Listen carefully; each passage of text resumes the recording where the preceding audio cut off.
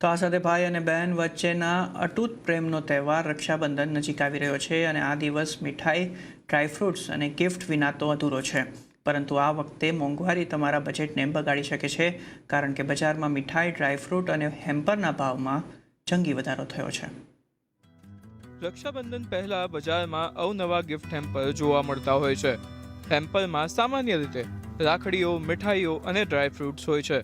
પરંતુ આ વર્ષે બધી વસ્તુઓના ભાવમાં વધારો થવાને કારણે આ હેમ્પર્સના ભાવમાં 25%નો ઉછાળો આવ્યો છે. સર, લાસ્ટ યરની કમ્પેરિઝનમાં જો વાત કરીએ તો આ વર્ષે 20થી 25%ની મોંઘવારી અમે જોઈ શકીએ છીએ.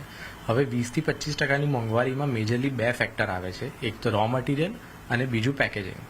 રો મટીરિયલની જો વાત કરીએ તો એમાં શુગર અને ડ્રાયફ્રૂટ આ બે વસ્તુમાં અમને મોંઘવારી જોવા મળી છે. અને પેકેજિંગની જ્યારે વાત કરીએ ત્યારે બેઝિકલી મેઇન પેપર ઇન્ડસ્ટ્રીમાં મોંઘવારી જોવા મળી છે. તો પેકેજિંગ અને રો મટીરિયલ આ બે વસ્તુઓના લીધે અમને 20થી 25%ની મોંઘવારી આ વર્ષે જોવા મળે છે. પશ્ચિમ એશિયા સંકટને કારણે પણ સૂકા મેવાના ભાવ આસમાને પહોંચ્યા છે. બદામ કેલિફોર્નિયાથી આવે છે, જ્યાં પાકમાં ઘટાડો નોંધાયો છે. રૂપિયો ઘટ્યો છે અને આયાત શિપમેન્ટ મોંઘા થયા છે. છતાં હજુ પણ માંગ વધી રહી છે.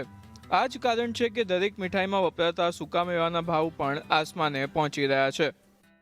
બદામ જે 2 મહિના પહેલા 800 રૂપિયા કિલો હતી એનો ભાવ અત્યારે 1100 થી 1300 રૂપિયા થયો છે. કાજુ જે 750 થી 850 હતા એનો રેટ અત્યારે 1100 થી 1200 રૂપિયા કિલો થયો છે. અંજીર 800-1000 રૂપિયાવાળા અંજીરનો ભાવ અત્યારે 1300 રૂપિયા કિલો થયો છે. પિસ્તા જે 2200 રૂપિયા કિલો હતા જેનો ભાવ અત્યારે 2700 થી 2800 રૂપિયા જે ઈરાનથી આવે છે.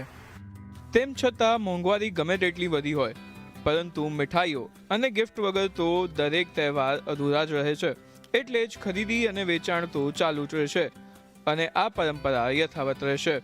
આ વર્ષે ડ્રાયફ્રૂટ્સ, મીઠાઈ અને ગિફ્ટ હેમ્પર ભલે થોડા મોંઘા થયા હોય, પરંતુ રક્ષાબંધનના તહેવારની ચમક આનાથી થોડી પણ ઓછી નહીં થાય. કેતન જોશી,